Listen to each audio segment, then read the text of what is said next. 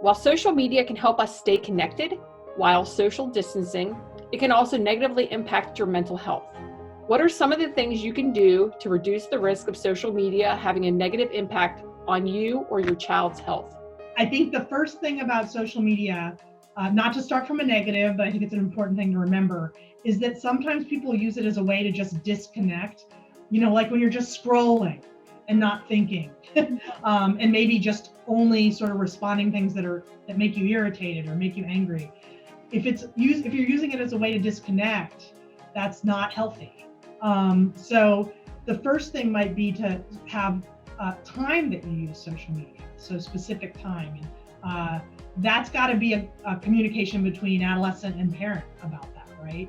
So it may be that that it's not like a small amount of time, right? Because I bet you're on social media a lot, Madeline, you're a teenager. And a lot of adults are too.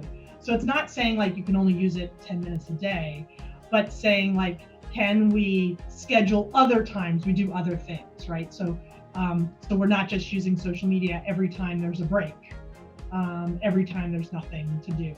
And then I think having conversations about social media and how it's going. So some of the biggest stressors related to social media for teens, I think, are when bullying happens or when things are being said and people don't know how to respond to it, whether or not it's coming against your teen or a friend, or even like not even a friend, just someone else that's on it.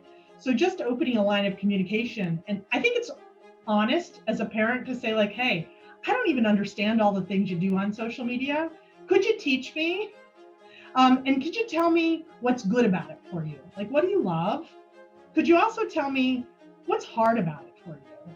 Like, what makes you stressed about being on it? And how can we work together to make it as positive as possible? So, we often joke, teenagers stay like 2 or 3 steps ahead of us when it comes to all of these things. So there are lots of things online about how to protect your child from social media. In fact, we're even educating people down to kindergarten these days about social media and online presence. But by the time a kid's a teenager, they're no longer a kid, and they come with their own experiences and their own knowledge. So really starting that communication about how they're using social media and even who they're communicating with on social media. I think it's a good idea, even with teenagers, to make sure that they actually know everyone they're communicating with on social media, which is even more complicated these days with the pandemic, right? Because we used to say, did you meet this person in the real world? And that was one of the things. Well, now there may be teens that you've never met in the real world, you've only ever seen over online experiences. So it requires more of a conversation. How are things going? Are there areas where the social media is stressing you out or making you sad? I think it's also reasonable to say, have you noticed anyone else getting stressed out or sad in social media? Because that can happen and then overwhelm teenagers. It can overwhelm parents, quite frankly.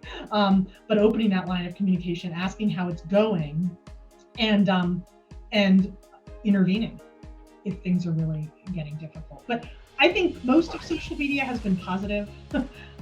It's really an outlet for our adolescents these days. So it's just like any other positive thing. It requires parental interest and walking that line between supervision and giving them space to learn.